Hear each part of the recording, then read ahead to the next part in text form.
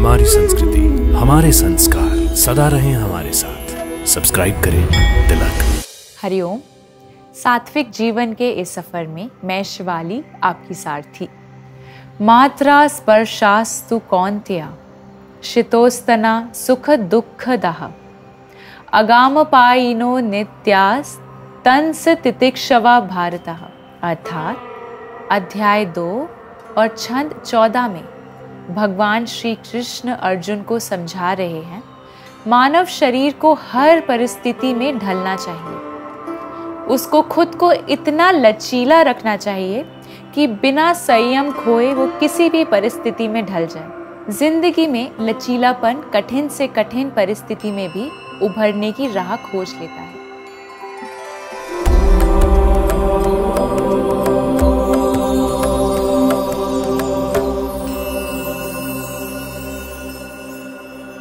आज हम कुछ ऐसे आसनों को देखेंगे जिन्हें करने से आपकी शारीरिक लचीलापन तो बढ़ेगा ही, ये आपके मानसिक लचीलेपन को भी बढ़ाएंगे। किसी भी आसन या व्यायाम को शुरू करने से पहले कम से कम 10 से 15 मिनट का सूक्ष्म व्यायाम जरूर करें। सूक्ष्म व्यायाम अभ्यास सर से पैर तक किया जाता है, जैसे कि गर्दन, कंधे, धड़, घुटने और तखने। तो हम आज के आसन की शुरुआत सूक्ष्म व्यायाम से करते हैं। गर्दन। सीधा खड़े हो जाएं या दंडासन में बैठ जाएं। सांस भरें और सांस छोड़ते हुए गर्दन को धीरे से सामने की ओर झुकाएं। सांस भरते हुए गर्दन को पीछे की ओर करें। ऐसा 8 से 10 बार करें।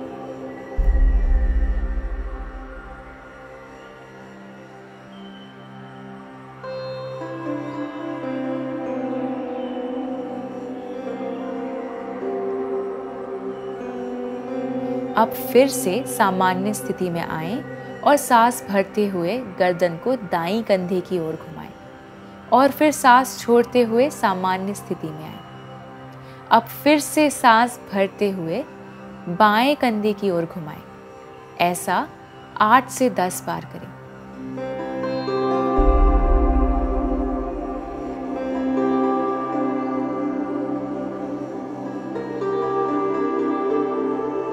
कंधा। दोनों कोहनियों को जोड़कर सीने के सामने की ओर रखें। अब धीरे से सांस भरते हुए कोहनियों को सामने से ऊपर की ओर घुमाते हुए सिर के पीछे की तरफ ले जाएं। ध्यान रखें कि उंगलियां अपनी जगह पे ही बनी रहेंगी। अब सांस छोड़ते हुए कोहनियों को पीछे से नीचे घुमाते हुए सामने की ओर ले आएं। ऐसा हमें 8 से 10 बार करना है। अब इसके विपरीत दिशा में घुमाएंगे।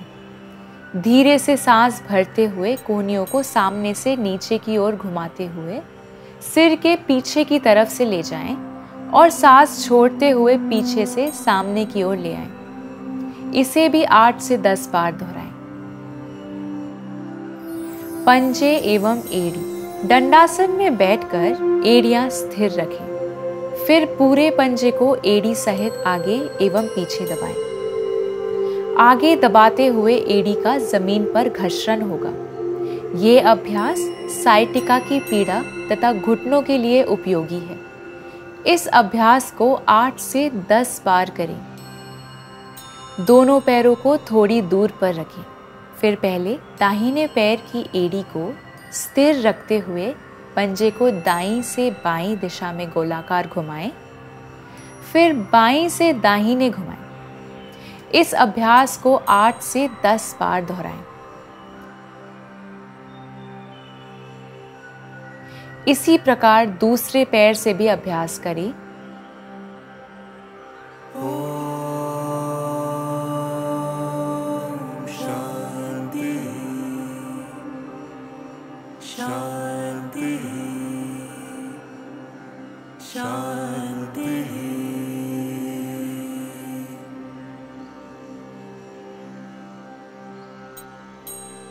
और फिर दोनों पैरों को मिलाकर एक साथ करें।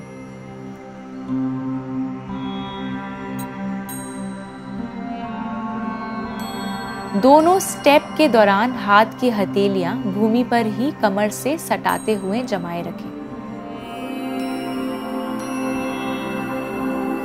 घुटने एवं नितंब। दाएं पैर को मोड़कर बाईं जांघा पर रखें। बाएं हाथ से दाहिने पंजे को पकड़ें।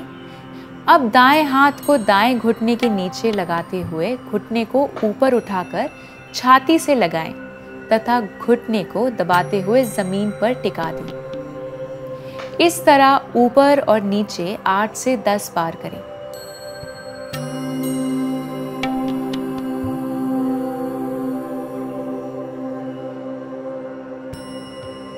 इसी प्रकार इस अभ्यास को विपरीत बाएं पैर को मोड़कर दाएं जांघा पर रख के पहले के समान करें।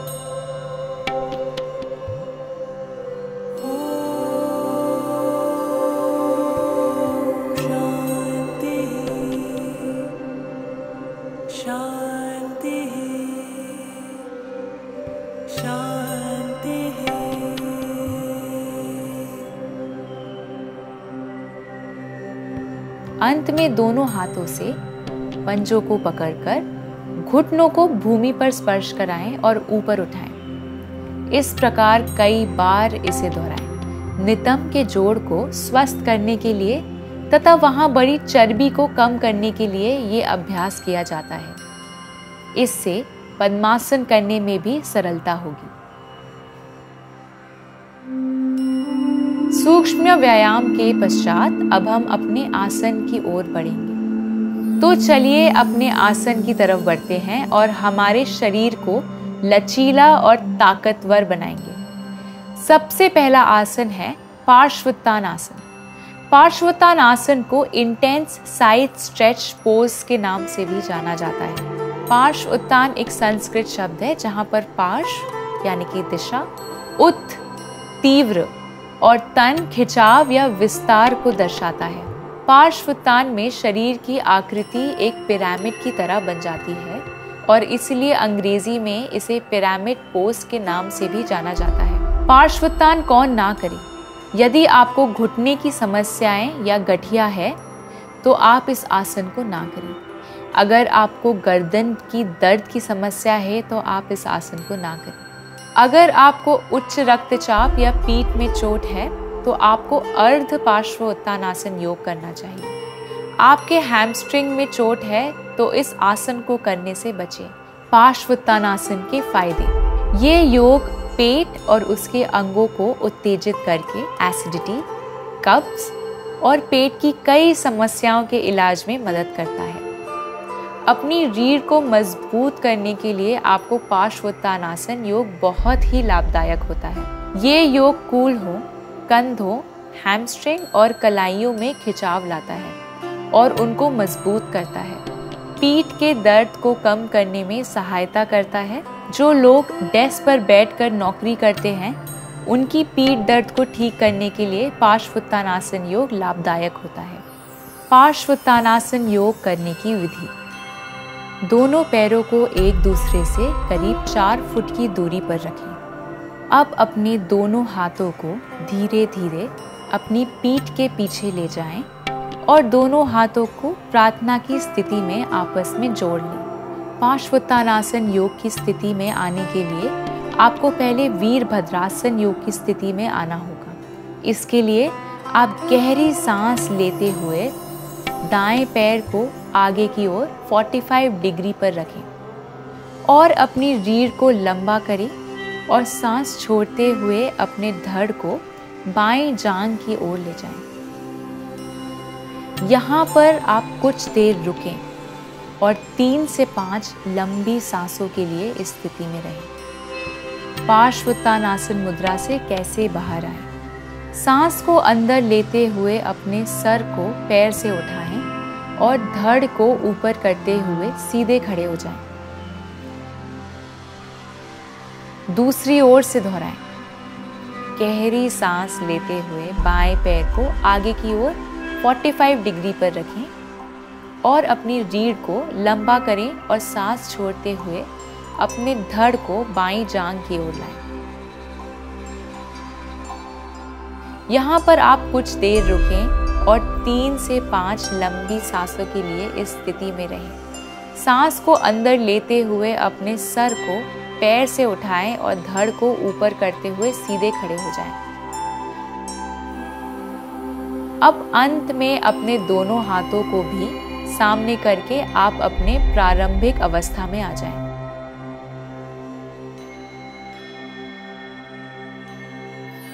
दूसरा आसन है मालासन। मालासन को अंग्रेजी में स्क्वाट पोज या गार्लिन या नेकलेस पोज भी कहा जाता है। ये आसन शरीर में ताकत, चुस्ती और संतुलन के साथ ही फिटनेस का बेस भी तैयार करता है। मालासन संस्कृत भाषा का शब्द है। मालासन करते समय दोनों हाथ नमस्कार या प्रणाम की मुद्रा में होते हैं। इससे ये गले में पड़ी हुई माला का भ्रम देते हैं, इसलिए इस आसन को मालासन कहा जाता है। मालासन कौन ना करे? डायरिया की शिकायत होने पर कभी भी ये आसन नहीं करना चाहिए। घुटनों में समस्या या अर्थराइटिस होने पर मालासन नहीं करना चाहिए। पुरानी या ताज़ा चोट लगी होने पर ये आसन ना करें। मालासन से होने वाले फायदे को समझते हैं। मालासन का अभ्यास करने से दिन भर दफ्तर में बैठकर काम करने वाले लोगों को फायदा मिलता है। इसका नियमित अभ्यास शरीर के अंग विन्यास से जुड़ी समस्या को दूर करने में काम आता है। महिलाओं के लिए मालासन का अभ्यास बहुत फायदेमंद माना जाता है। इसके अभ्यास से गर्भाशय से जुड़ी समस्या दूर होती है। ये आपके टखनों और घुटनों में लचीलापन लाता है। मालासन को कैसे करें? अपनी चटाई पर ताड़ासन में खड़े हो जाएं। दोनों पैरों के बीच करीब 2 फीट की दूरी बनाकर रखें। अब अपने दोनों हाथों से प्रणाम मुद्रा बना लें। लंबी गहरी सांस लें और सांस छोड़ते हुए अपने घुटनों को मोड़ते हुए बैठ जाएं। अपने तलवों को जमीन पर ही रखें। अपने दोनों हाथों को नमस्ते की मुद्रा में सीने के आगे रखें और कोहनियों को घुटनों से सटाकर रखें। जांघों को शरीर की चौड़ाई से थोड़ा बाहर ले जाने का प्रयास करें। सांस भरते हुए धीरे से पूर्व स्थिति यानी ताड़ासन में आ जाएं और सांस छोड़ते हुए हाथों को आराम दें। तीसरा आसन है जानु शीर्षासन। जानु शीर्षासन एक संस्कृत शब्द है जहाँ जानु का अर्थ है घुटना और सिरसा जिसका अर्थ है सिर और आसन का अर्थ है मुद्रा। इस आसन को करते समय आपको सिर घुटने पर छूना होता है। जानु शीर्षासन कौन ना करे? रीढ़ की हड्डी में दर्द होने पर यह आसन ना करें। यदि आपके घुटनों में चोट लग जाती है या पहले से ही चोट लगी है तो जानु शीर्षासन के अभ्यास के दौरान खिंचाव हो जाता है। डायरिया और अस्थमा के समस्या होने पर यह आसन ना करें। जानु शीर्षासन करने के फायदे। जानु शीर्षासन करते समय साइनसाइटिस से राहत मिलती है क्योंकि जानु शीर्षासन से सांस लेने के साथ ही पैर को मोड़ना और सर को झुकाने की आवश्यकता होती है। इसीलिए ये शरीर में क्लॉटेड चैनलों को खोलता है ताकि विशिष्ट बिंदुओं पर अति एकाग्रता को हटाकर ऊर्जा प्रवाह को संतुलित करके पूरे शरीर में परित किया जा सके। ये गर्भ अवस्था के समय में पीठ की मांसपेशियों को मजबूत करने में मदद करता है। ये धड़ को लंबा और पीछे की रीढ़ के अवतल को रखकर किया जा सकता है। जानु शीर्षासन साइटिका कमर दर्द कम करने में महत्वपूर्ण भूमिका निभाता है। जानु शीर्षासन करने की विधि। अपनी चटाई पे पीठ को सीधा करके सुखासन में बैठ जाएं। अब धीरे से दोनों पैरों को सामने की ओर सीधे फैलाते हुए दंडासन में बैठ जाएं। बाएं घुटने को मोड़ें और इसके तलवे दाहिनी जांघ के पास रखें। आपका दायां पैर सीधे आगे की ओर जमीन पर फैला हुआ होना चाहिए। लंबी सांस लेते हुए दोनों हाथों को सर से ऊपर उठाएं। सांस छोड़ते आगे की ओर झुके और रीढ़ की हड्डी सीधी रखते हुए हाथों की उंगलियों से पैर की उंगली को पकड़ें। नाक को दाएं पैर के घुटने से मिलाएं। इस स्थिति में धीरे धीरे सांस लें और धीरे धीरे सांस छोड़ें और कुछ समय के लिए इस स्थिति में बने रहें। फिर सांस लेते हुए अपनी पहली अवस्था में आ जाएं और दंडासन में सीधा बैठ जाएं। दूसरी ओर से करें। दाएं घुटने को मोड़ें और इसके तलवे बाएं जांघ के पास रखें। लंबी सांस लेते हुए दोनों हाथों को सर से ऊपर उठाएं।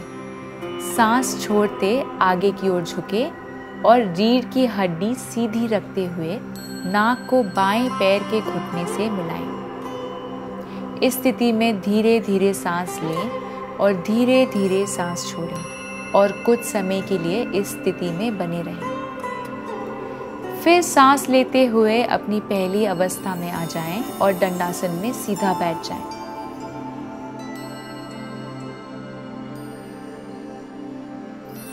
उपविष्ट कोणासन। उपविष्ट कोणासन संस्कृत भाषा का शब्द है। ये शब्द 3 शब्दों से मिलकर बना है। पहला शब्द उपविष्ट, जिसका अर्थ है बैठना, लेकिन अगर देखा जाए तो उपविष्ट का वास्तविक अर्थ थोड़ी लेटी और थोड़ी बैठी हुई स्थिति को भी कहा जाता है। दूसरा शब्द कोण, जिसका शाब्दिक अर्थ है 2 रेखाओं के बीच बनने वाली खाली जगह। आसन शब्द का अर्थ किसी स्थिति में बैठना, उठना, लेटना या किसी विशेष स्थिति में स्थित रहने का मतलब है। इसी प्रकार उपविष्ट कोणासन में दोनों पैरों के बीच बनने वाली खाली जगह के कारण ही इसी आसन के नाम में कोण शब्द शामिल किया गया है। आपको निम्नलिखित समस्याएं हैं तो उपविष्ट कोणासन का अभ्यास ना करें। रीढ़ की हड्डी में दर्द होने पर यह आसन ना करें। शरीर के किसी हिस्से में गंभीर दर्द या चोट लगी होने पर यह आसन ना करें। डायरिया होने पर यह आसन ना करें। दिल और उच्च रक्तचाप के मरीज ये आसन ना करें। उपविष्ट कोणासन करने के फायदे। ये आसन पेल्विक फ्लोर मसल्स में खिंचाव देता है। जिन मांसपेशियों में जटिलता रहती है उन्हें ठीक करता है। मांसपेशियों को आराम देता है। माहवारी के दौरान पेल्विक फ्लोर मांसपेशियां अनियमित रूप से सिकुड़ती हैं, जिसकी वजह से माहवारी का दर्द थोड़ा ज्यादा होता है और माहवारी लंबा समय भी ले लेता है। इस मांसपेशी पे नियंत्रण होने पर माहवारी का फ्लो ठीक होता है और अनियमितता दूर होती है। उपविष्ट कोणासन से रीढ़ की हड्डियों के आसपास की मांसपेशियां मजबूत होने लगती हैं, जो हड्डी को सहारा प्रदान करती है। उपविष्ट कोणासन से रीढ़ की हड्डी में दर्द व कुबर जैसी समस्याएं नहीं होती हैं। चलिए देखते हैं इस आसन को सही विधि पूर्वक कैसे करें। अपनी चटाई पर दंडासन की स्थिति में बैठ जाएं। पैरों को दाएं बाएं जितना ज्यादा खोल सकते हैं उतना खोलें। अपनी क्षमता के अनुसार ही रहें।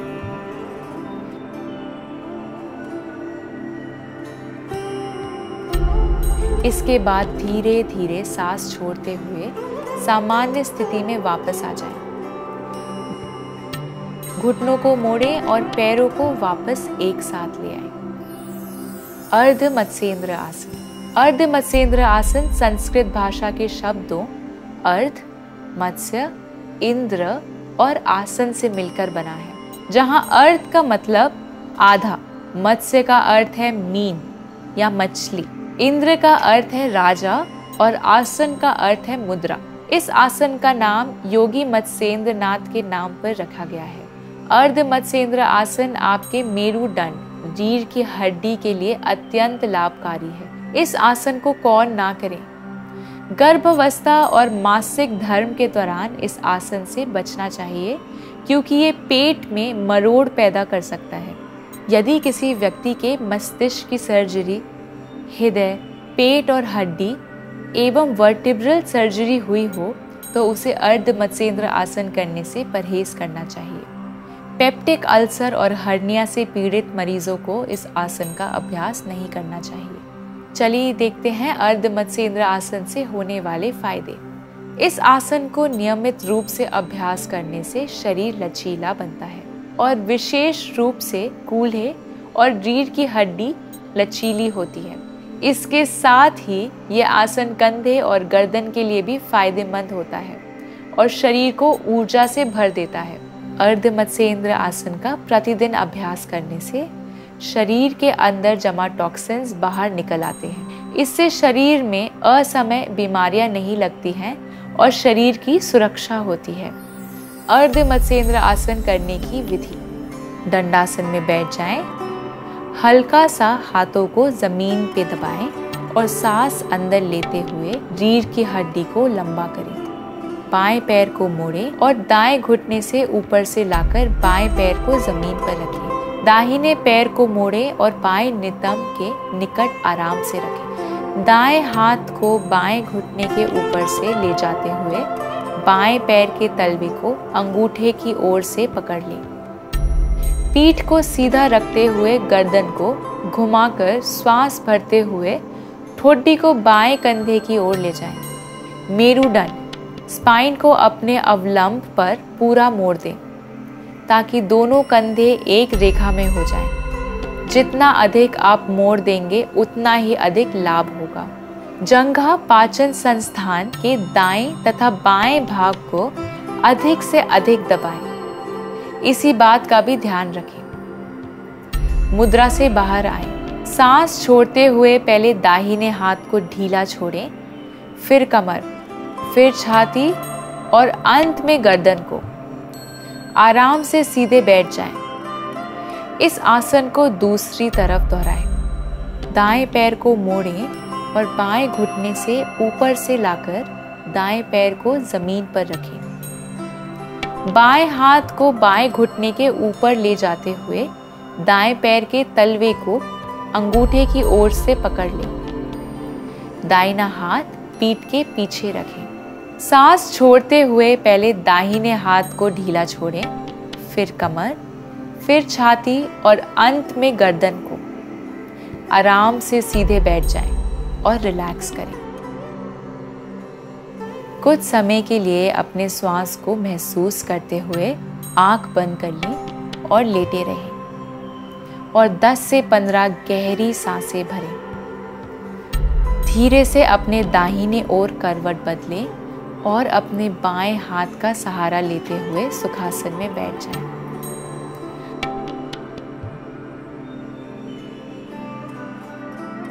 अब अपनी दोनों हथेलियों को आपस में अच्छे से घर्षण करें और तब तक करें जब तक आपको अच्छी गर्माहट का आभास ना हो।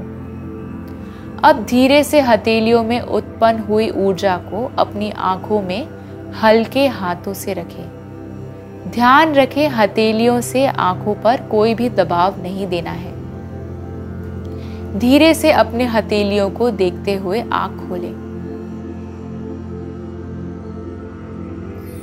स्वस्थ रहें, प्रसन्न रहें। आत्मा और परमात्मा के मिलन की इस सात्विक जीवन यात्रा में हमारे संग चलें। दिव्य शक्ति की कृपा हम सब पर बनी रहे। हरि ओम तत्सत।